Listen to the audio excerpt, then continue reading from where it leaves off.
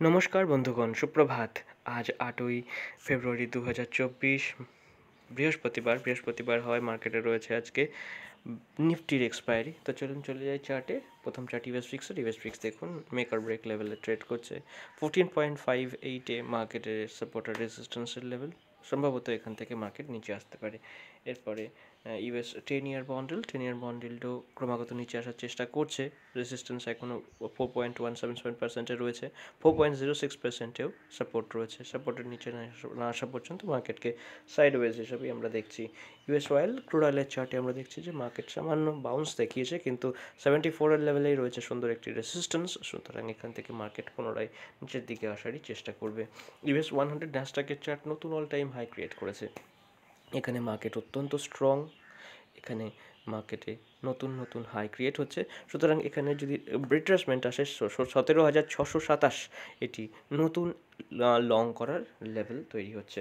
এরপরে Dao Jones industrial আমরা দেখছি যে মার্কেট নতুন হাই এখানেও ক্রিয়েট হয়েছে। নিচে যদি রিট্রেসমেন্ট আসে 38,131-এ লং করার জন্য উপযুক্ত লেভেল।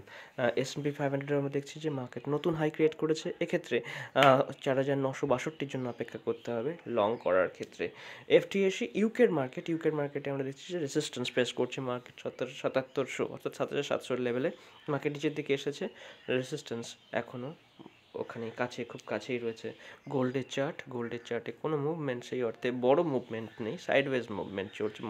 মোমেন্টাম লুজ করেছে মার্কেট। 2007 এবং 2054 যথাক্রমে সাপোর্ট এবং রেজিস্ট্যান্সের কাজ করছে।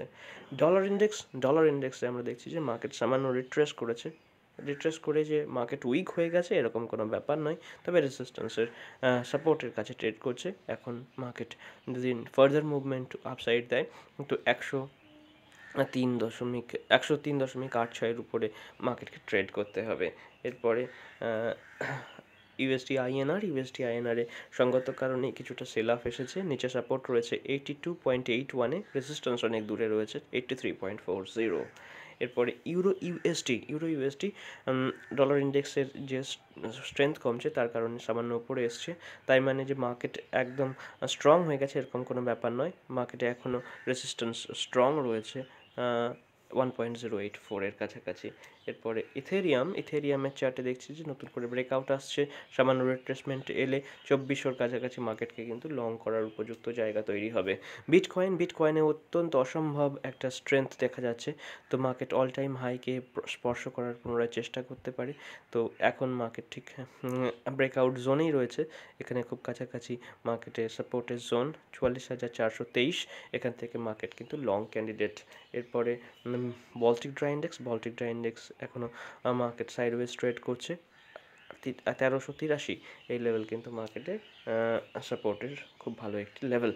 ইন্ডিয়া ভিক্স এখনও উপরের দিকেই রয়েছে, 16.32-এ রয়েছে মার্কেটের রেজিস্ট্যান্স। মার্কেট কিন্তু খুব তাড়াতাড়ি হয়তো একটা ভিক্স লুজ করবে, সেক্ষেত্রে কিন্তু অপশন সেলার্সদের একটা সুযোগ আসবে থিটা গেইন করার এবং ডিকে গেইন করার।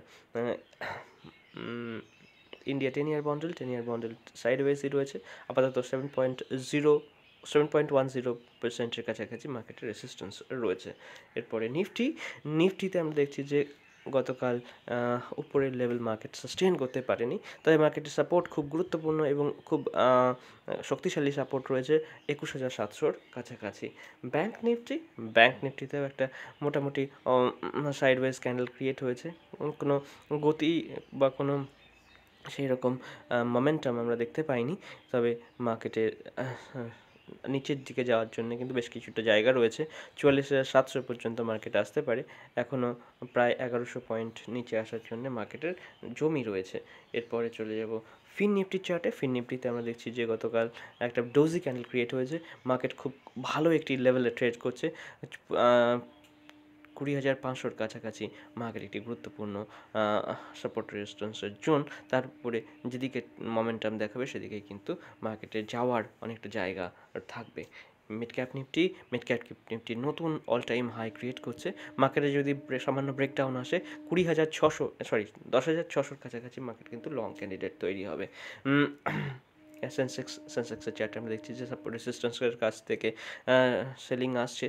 তো ৭২,৪৩৭ আমরা কিন্তু একটা গুরুত্বপূর্ণ লাইন দেখতে পাচ্ছি যেখান থেকে মার্কেটে সেল অফ আসছে। তো এই হচ্ছে আজকে সকালবেলার আপডেট। দেখা হচ্ছে আপনাদের সঙ্গে পরবর্তী ভিডিওতে। ভালো থাকুন সকলে। আর যদি আমাদের কাজ ভালো লাগে চ্যানেলটিকে সাবস্ক্রাইব এবং ভিডিওটিকে লাইক করতে ভুলবেন না। নমস্কার, জয় শ্রীরাম।